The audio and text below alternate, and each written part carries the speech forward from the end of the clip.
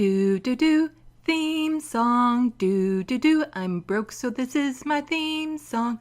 Do do do, just imagine this is an awesome theme song. Do do, theme song.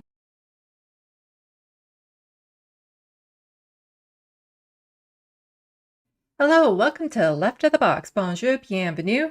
I'm Sandy. Hamilton, part of the Golden Horseshoe on the edge of Lake Ontario, has a population of almost 570,000, is affectionately known as Steeltown or the Hammer for reasons that aren't surprising or particularly interesting, and, according to Wikipedia, was conceived by George Hamilton back in 1812. Conceived, yeah, that was the actual word used in Wikipedia for this.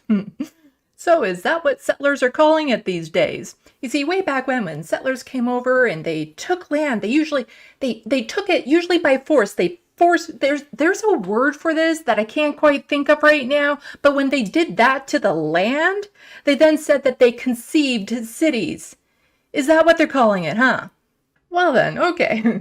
A by-election was held for Hamilton Centre after MPP Andrea Horwath won re-election, but as leader of the Ontario NDP, failing to beat Doug Ford in an election that would have gone to the NDP in a landslide had they stood and boldly fought for, well, pretty much anything, stepped down as leader and MPP after volunteers had worked hard to get her re-elected so that she could become mayor of Hamilton. Well, I guess if you can't lead the province, might as well lead a city, and vice versa. But really, this ended up working out great for progressives. On March 16th, ONDP Sarah Jama was elected as the new MPP for Hamilton Centre.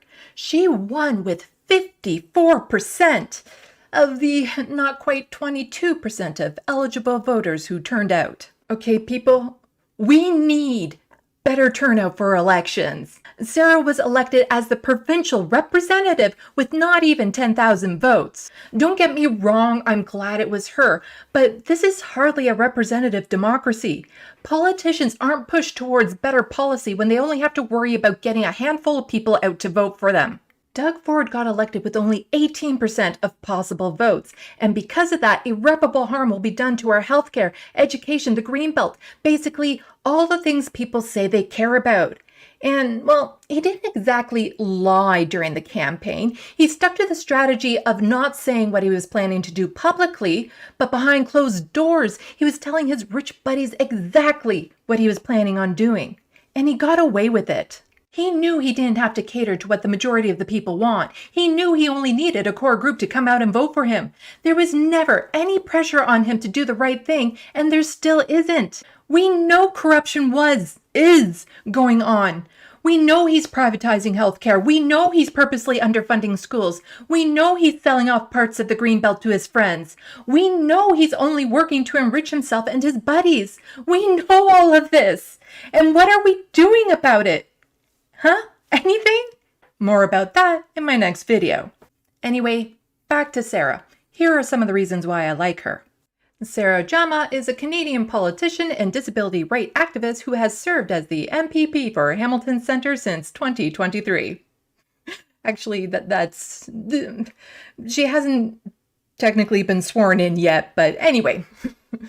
Down to the activism. Jama co-founded Disability Justice Network in September 2018. She appeared before Canada's Senate Legal and Constitutional Affairs Committee in February 2021 to argue against proposed Bill C-7, which she said made euthanasia more accessible for people with mental health disabilities rather than providing mental health supports. More about this from her Twitter account. It's so fucked up that disabled people have to resort to assisted suicide because they can't afford a place to live and are forced to exist in a province that is willfully aiding in the collapse of its own healthcare system. The choice to die under duress is not a choice. That's some strong language, and I like it. But as somebody who's been through the process, I really gotta ask, how did this get past vetting? Whew. It's also interesting that this is the first time I've heard literally anyone from Dying with Dignity acknowledge that people are using MAID to escape poverty. They pushed for an expanded MAID while calling us liars for predicting that this would happen. The C7 expansion of MAID will forever be the most horrifying experience I've ever had in engaging with federal legislation. I can't even talk about the MAID expansion publicly anymore. Imagine explaining what would happen before it happened and being gaslit about the causalities. And back to her Wikipedia page. In early 2021, she co-founded the Hamilton Encampment Support Network, focusing on affordable housing access. That same year, Jama received media attention when she was arrested in Hamilton while at a protest against homeless encampment evictions in the city.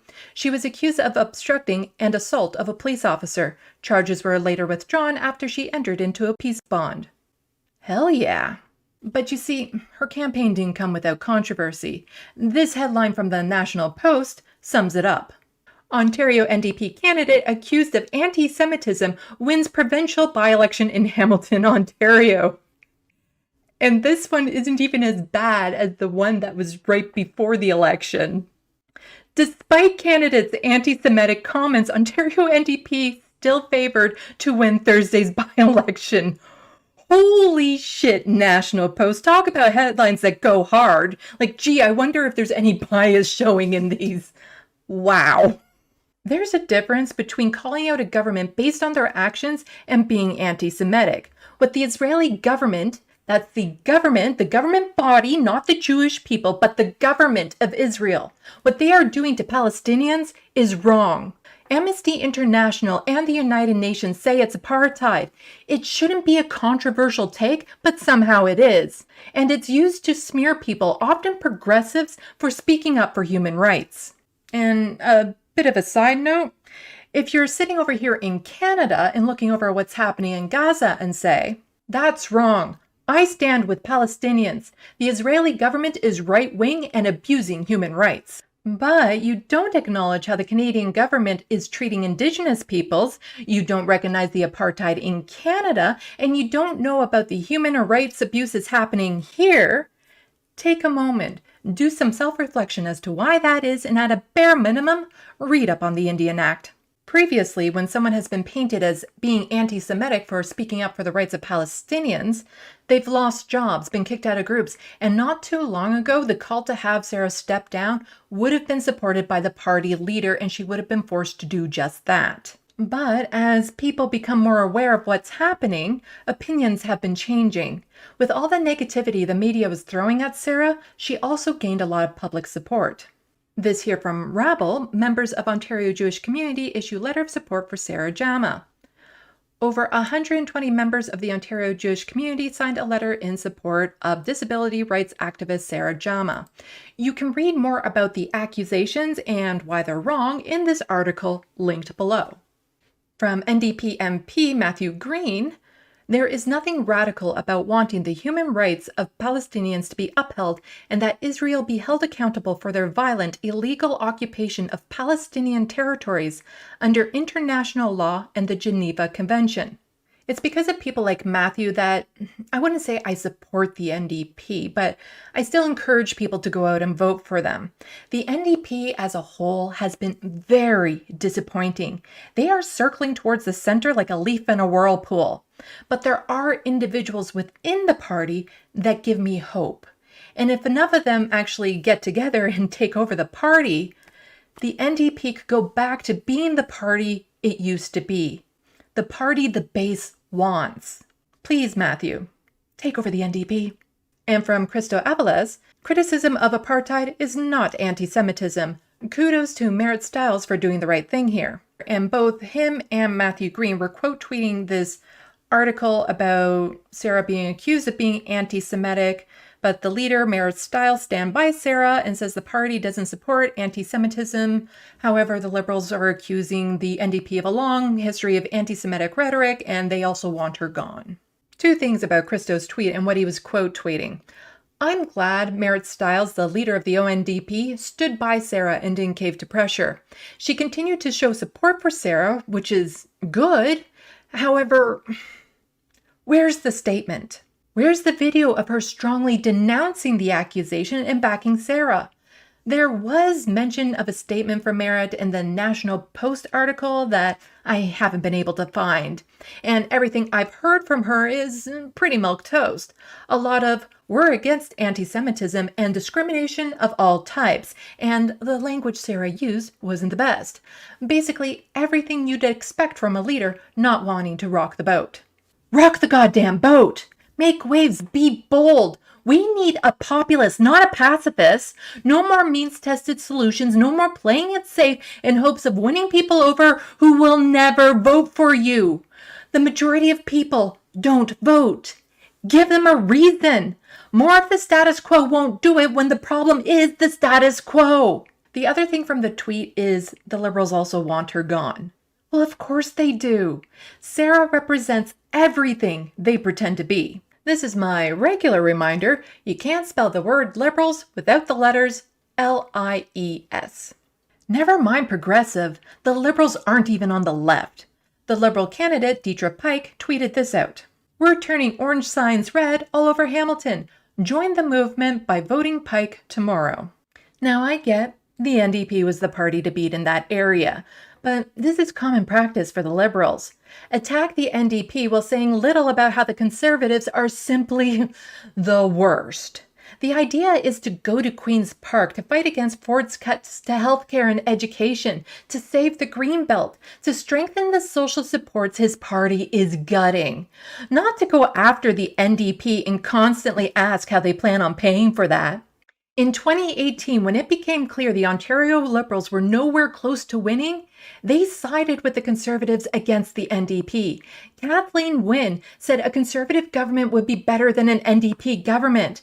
But truthfully, they'd rather have a party in power that fails, no matter the cost to the public, instead of one that succeeds by doing what the public wants and improves their lives. They're afraid that once people know what it's like to have a government that works for them, they'll never be in power again. Good. The government should be working for the people and not corporations and the wealthy few. Also, the federal Liberals are more in line with the Conservatives than they are with the NDP. Don't believe me? After you finish reading up on the Indian Act, go check out the voting histories and see what the Liberals and Conservatives vote on together and ask yourself if that was really in the best interest of the people. Enough of all of that. I want to end this video on the main reason I made it, the positive thing that happened. I constantly tell people we need to support people into office who support us. People like Sarah Jama. She is amazing. With people like her in office, positive progressive change is possible. While researching for this video, I came across a talk Sarah gave back in 2018. The link is in the description box below, and I strongly encourage you to watch it. As somebody who lives with disabilities and poverty, I'll admit I got a little emotional watching this.